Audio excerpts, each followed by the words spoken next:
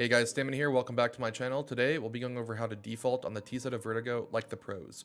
But before we get into the video, let's have a word from our sponsor. Today's sponsor is Skins Monkey. Skins Monkey is an automated Counter-Strike 2 trading site that provides an instant way to get new skins. One of my favorite things about Skins Monkey is that I can take skins that I no longer want and trade up for a better skin at equal value. If you use code STAMINA, you can get up to a $5 bonus on your first trade. You can also use Skins Monkey to purchase skins, and if you top up your balance, you can get a 35% bonus. So head over to Skins Monkey today to make your first trade or purchase. Now back to the video. So the first default I'm going to go over is the 2-1-2. It's pretty simple. It's exactly what the name says. It's 2 players toward A, 1 toward mid, and 2 toward B. And basically what we're looking to do is draw utility out of the CTs, look for a couple opening kills if we can, and then we're regrouping with an end goal in mind based on whatever we've done around the map. Now, the CTs cannot really hold on to ramp that long, as re-smoking here or here all around long will just basically loosen the game, or loosen the round rather. They have 3 smokes smack toward A, right? That's typically how the CT set up: 3 toward A, 1 toward mid, 1 toward B, or they'll look to do a 2-1-2 themselves. And so they don't really have the utility to keep you smoked at the bottom of the ramp. So sometimes Ts will actually opt, just give this area the map, let their opper just kind of like look for a pick, right? Whether he's looking over the ramp smoke like this, right? You can see over top of it, he can kind of hold like here. He can also hold yellow side and make sure nobody's swinging out of here. Or if they are opting for the yellow smoke like this, typically players will then look to do something similar by just kind of like holding for anybody to peek out. You can also see through this crack here if anybody's coming out of yellow, right? And they're looking for a pick, and they're just allowing the CTs to feel okay on the ramp. Now, while this is happening, we have 2 players towards B. They're going to look to take this one of 2 ways typically.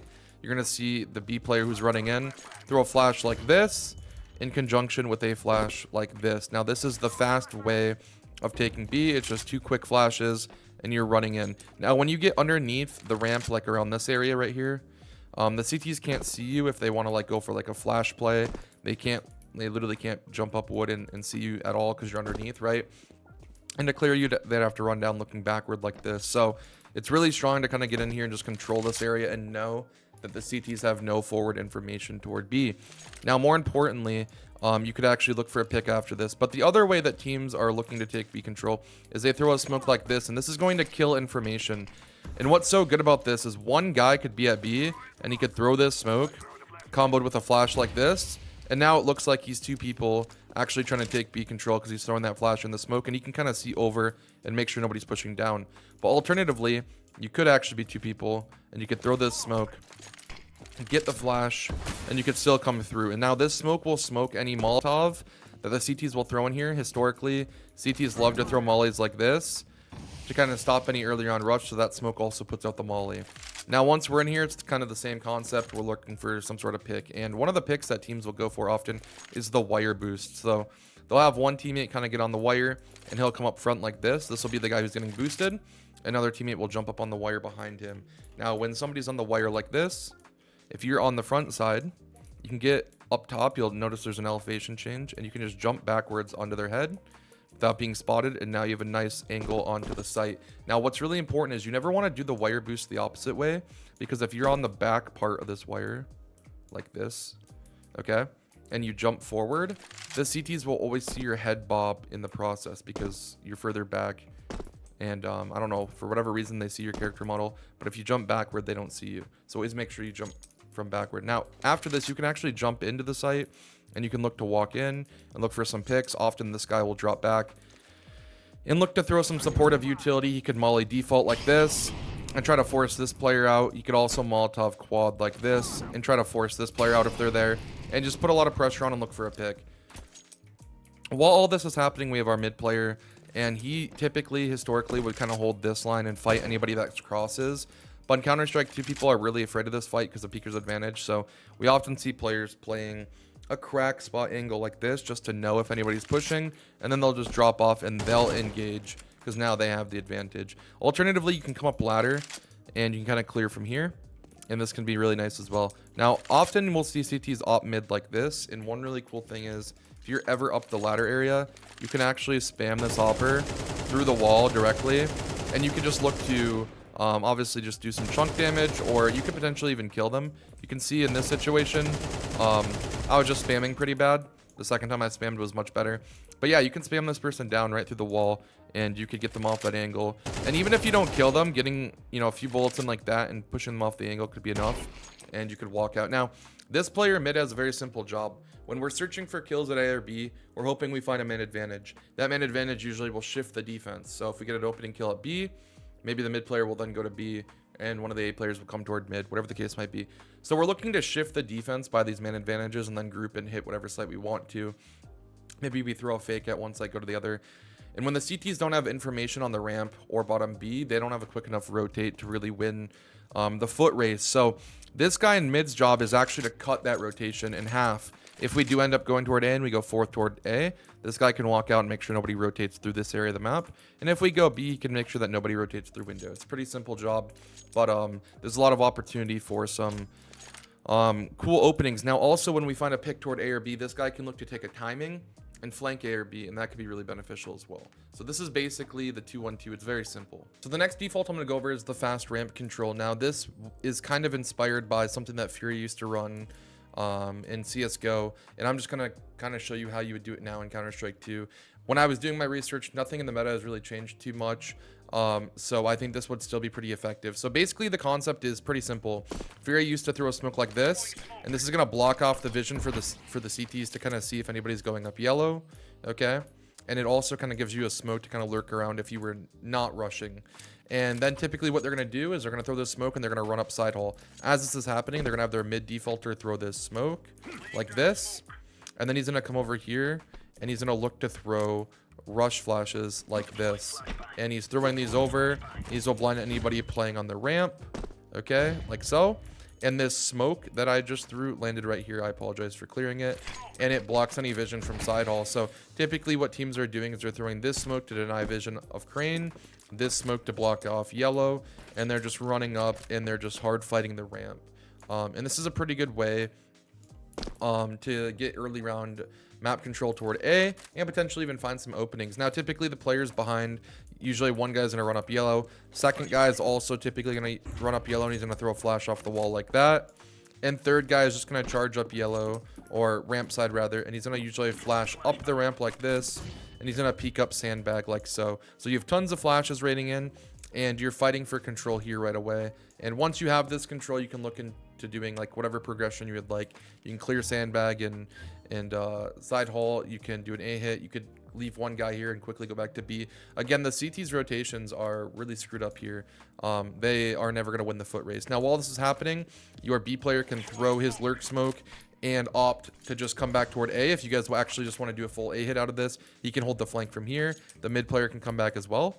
Or you can keep the mid player defaulting and lurking mid, and you can keep your guy toward B, so that once you guys have fast ramp control, you could actually leave ramp, go back to B or mid, and look to just do a hit on the other bomb site as they're coming back toward A to try to re-clear you. The next default I'm going to go over is the 1-3-1. Now, what you have to understand about Vertigo is it's so strong for defaulting because you can mask whatever you're doing at either bomb site really easily. Let me explain. If we send just one person towards A, he can throw this smoke and it denies a ton of info, right? He could throw the smoke up the ramp and it denies a ton of info, right? He could do nothing and he could just, you know, be an opper here looking over the smoke, right? They hear the scope sound. He's punishing anybody that peeks. The CTs don't really have that much information. If they know that you're down here, they still kind of have to like stay, right? They have to respect it. So because of this, many teams look to do a 1-3-1, and the concept is pretty simple. We're going to mask whatever we've been doing toward A and toward B, and our three players mid are going to look for some opportunities. So I'll show you a couple of the easy ways to find some picks. So the first one would be boosting, and if you have a teammate stand right here, you can boost up on their head, and then if you boost back here, it's really nice because then you can kind of peek into this angle, right?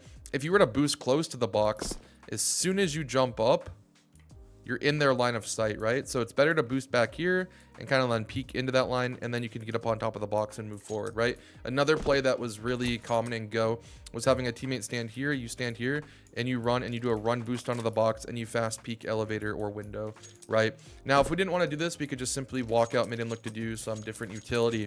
Once we get out to this angle and nobody's peeking us headshot, if you get in this corner right here and you aim underneath the shadow to right here and you tap W and jump throw, this will smoke off elevator. Now from here you could Molotov the window, you could flash off the wall, and you could keep progressing out mid and look to kind of take over all of spawn control. Now this really messes with the CTs because they aren't typically in a situation to fight against this. So if you know that they're playing maybe like a 2-1-2 look, they're going to be in a bad situation. And when you guys are taking this presence towards mid, it's going to leave people kind of solo toward A and kind of solo toward B, as the CTs are going to want to kind of converge on mid and re-clear this information.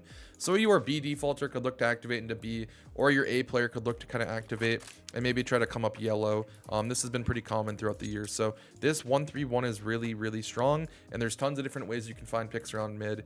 But I would say it's really only good for once or twice per half, because once the CTs know that you're going to do this, you might see the Opera on this line, which is really strong for the Opera. Probably the best line on the map for the Opera. You might also see like double setups where they have one guy high up here and one guy directly below him. There's all sorts of different ways to fight the mid progression. And to be honest, they're not very good fights for the Ts, as they're all left eye peaks. Okay, so use this sparingly, but if you time it well, it can be really effective. Now, the last default I'm going to go over is the 3-1-1. 3 toward B, 1 toward mid, 1 toward A. Again, it's so easy to mask how many people are at either bomb site. So this A guy will often just come over here and he'll look to just kind of keep them here. Now, traditionally, I've actually seen a ton of teams do this with their Opper, because when you scope up like this mid rotator will always hear you from elevator and kind of be like, oh, the Opper is here. And typically we don't think of the Opper as like a lurker, but because they're sitting back and they're just looking for these lines over top of the smoke, it kind of masks the idea that they're solo here, right? And that's really good for this default. Now, when we're 3B, we can take it fast, we can take it slow, it doesn't matter. But once we're in here, we're looking for some pretty advanced picks. One play that I used to see MIBR and Pain use a lot, and they found a lot of success doing it, was a double boost. So what they would do is they would boost one guy up over here on the right, and they would just get him in front of danger like this, and he would just sit here crouched looking to the left. If you look like this, they can see your model through the wall, so be careful of that. But he'd look to the left. After they had that guy up there, they'd come over here, and then they would boost the wire boost like I talked about. And now when this guy peeks up as well, and they look for any openings, and if they don't see anything, they'll actually look to take some space. Maybe this guy will jump up and keep walking in like this toward triple. This guy can walk up close here, and now the third guy here can like throw some support utility, right? They could molly default, and they could flash. Nice, I missed both pieces of utility, but they could molly, flash, and you could look for an engagement, right? A nade set that JDC made very common when he was playing on Mouse was he would come right here. He would aim his crosshair here, and he would left and right click jump throw. Now, after doing this, he would also aim over here, left and right click jump throw with a Molotov. And this Molotov would burn out all of triple like this, and the smoke would cut off the vision from the CTs to see anything danger and back. Now, when you do this, this is going to put the CTs in a really crummy situation, right? They're pushed all the way back here. The only places they can play at this point are like quad, triple, all these are quad or default. All these areas are really easy to molly.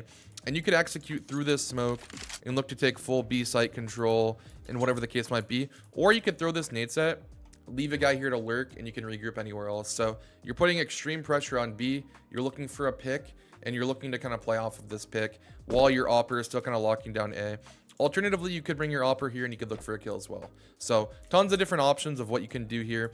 Vertigo is a really default heavy map, and it's just because you can kind of look for a lot of these advanced picks towards either the bomb site really easily.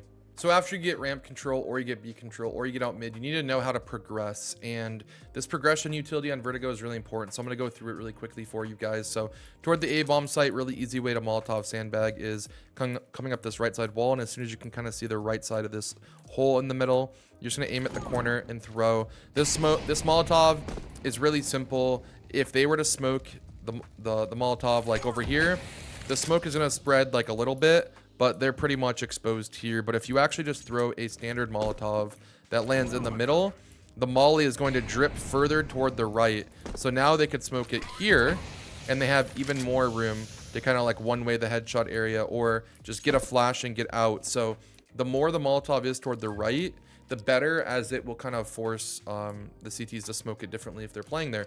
Now, if you want to progress up side hall / yellow, you can get a guy in this corner. He can look for this. He's going to left and right click throw. This is going to molly off side hall and kind of push the CTs either back towards site or into yellow, or into side hall, sorry. And if they come into yellow, you can line up a flash like this, walk throw it and jump throw, And this flash will blind anybody playing inside of side hall. And actually, I just didn't go quite far enough.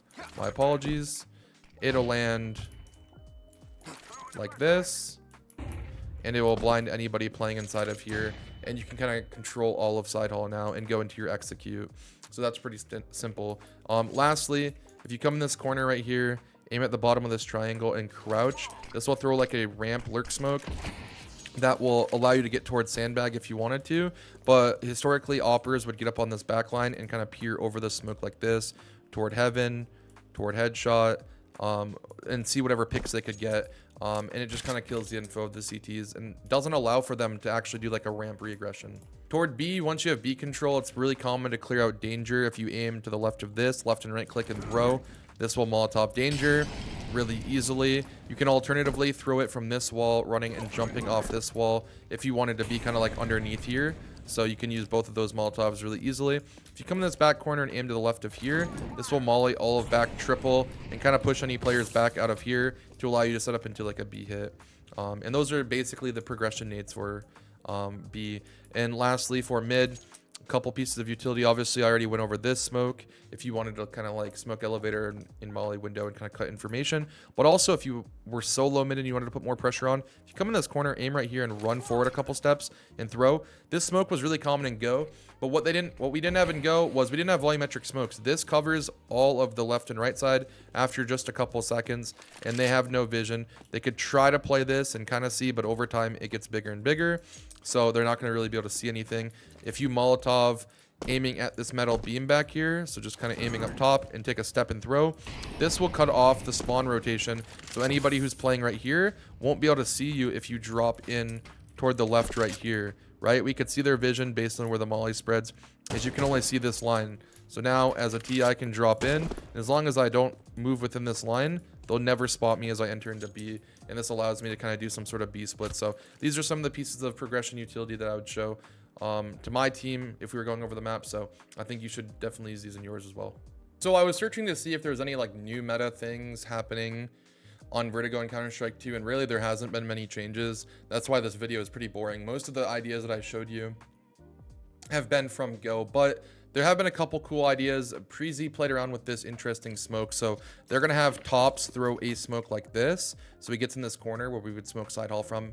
He's going to aim here and jump throw. And this smoke will just land next to the sandbag here, which is another ramp lurk smoke that is often used. And it actually gets here before the CTs do. So it denies them vision earlier, and Nikodaz can look to walk up. Now he's met with this counter utility, of course, so he actually ends up not going. But they're just doing one of those standard 2-1-2s that I spoke about, literally doing the wire boost like I showed. And they've got this guy, and you can see from Top's POV, he's holding a crack angle. He's afraid to take the fight. So this is pretty much what we're seeing in Counter-Strike 2 at the moment. Nothing's really changed that much, but it's a pretty cool smoke from Preasy. So similar to Preasy, 9 has a pretty cool little smoke here on Vertigo. Go figure, they were the best team in Go on Vertigo for a very long time. So Goofy's going to run over here to the stairs, and he's going to line up in this corner, and he's going to aim right here. He's going to jump throw, and this smoke will instantly smoke off the sandbag. So 9 is going to do like basically a Furia type of like ramp rush, but they only do it with 2 people actually. But they're looking to take fast ramp, and they pre-smoke sandbag to kill this angle. Now, if I were to kind of theorycraft why I think this might be good, I think it would be good based on the fact that if somebody starts sandbag by default, that's really common. They look to start sandbag to kind of throw that Kerrigan nade set on the ramp, right? To smoke right here on the metal and to like molly behind to kind of stop that rush. But if they're sandbag, they can't see their lineups, and they can't nade the smoke and peek because they would be nading themselves. So you actually just completely eliminate sandbag as you're doing an A rush. I think it's pretty unique.